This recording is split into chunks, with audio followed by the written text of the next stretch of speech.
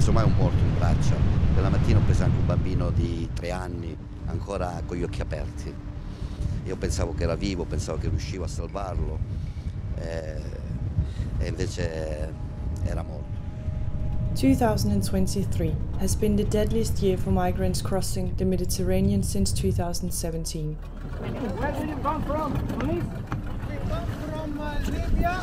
Libya. 3 days in the water. 3 days? 3 days. De qué sitio en Libia? In 2022, more than half of those that took on the world's most treacherous migration route departed from Libya, a country that has been embroiled in conflict and civil war for nearly a decade, and about a third from Tunisia. By June 2023, Tunisia had overtaken Libya as the gateway for the highest number of migrants heading for Italy, which has served as the primary destination for those trying to reach Europe in search of a better life. Tunisia's worsening economic, political and social crisis, as well as the recent crackdown on sub-Saharan Africans in the country under President Saied, have contributed to the rising number of people seeking to leave the country. The human rights situation in Tunisia has degraded quite significantly in the past 2 years since the power grab by President Saied. We have seen President Saied attributing to himself powers, extraordinary powers, that he is using to reduce the space for civil society, for the opposition, to exercise their rights. President Saied made an infamous speech against refugees and migrants, which marked the beginning of a series of violent attacks against refugees and migrants. In the first half of 2023, more than 44,000 migrants reached Italian shores, but not without great loss and sacrifice.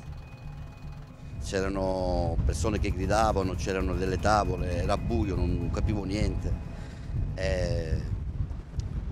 Quando ho acceso la luce del telefonino c'erano dei morti per terra, ma c'erano bambini, soprattutto bambini.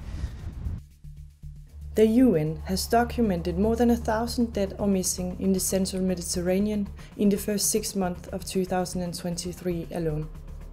We are very satisfied with the joint declaration of the European Union with Tunisia that was adopted today.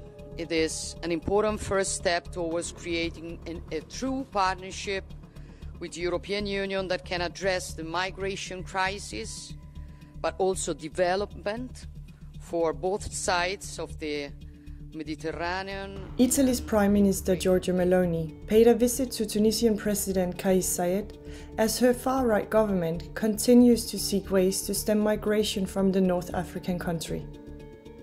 Italy is promising Tunisia greater facilities and resources for coastal patrols, which Amnesty International has described as another step towards a dark road for Meloni's government, as it continues to encourage an increasingly repressive leader and turn a blind eye to human rights abuses. If cooperation strengthens the power of President Saied without considering that how he is using this power, then basically this is a green light for increasing repressive measures against the civilian population. We know that the European Union, Italy and Tunisia are currently negotiating a deal. Now, the terms of this negotiation are not available yet to the public, but there is a risk this deal may focus on returning third country nationals to Tunisia. Now, this would be a very bad idea. It should be sufficient to say that Tunisia has not even ratified the Geneva Convention on refugees, and therefore has not built an adequate system to provide international protection. So how can Europe even think about sending asylum seekers to Tunisia is unfathomable.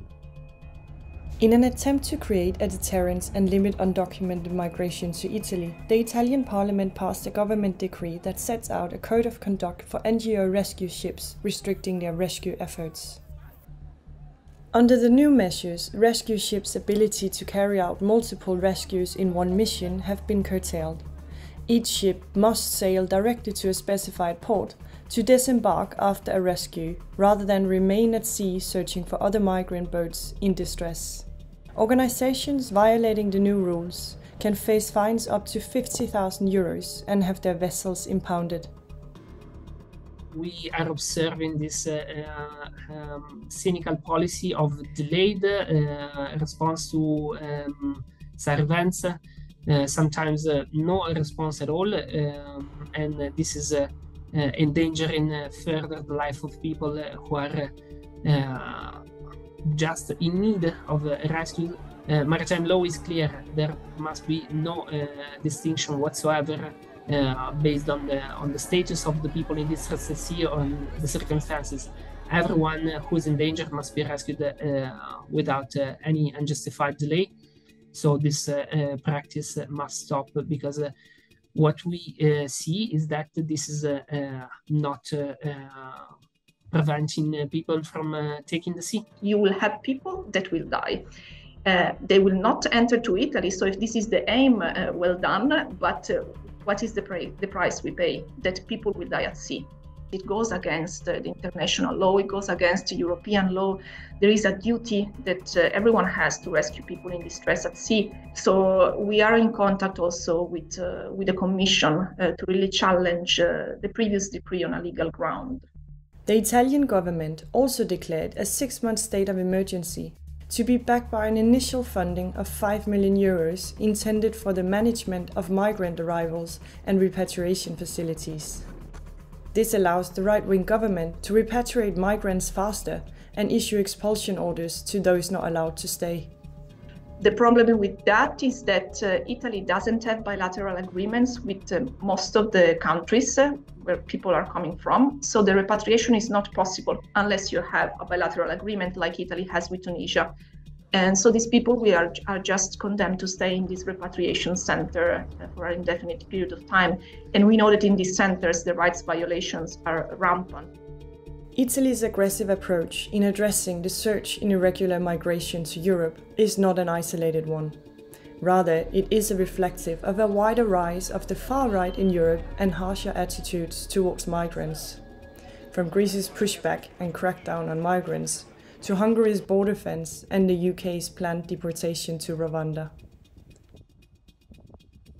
By hindering rescue efforts, seeking to block refugees from leaving countries such as Tunisia, and focusing on repatriation without sufficient bilateral agreements with countries of origin, Italy and its European backers are compromising their obligations under European and international law, leaving the fate of thousands hanging in the balance.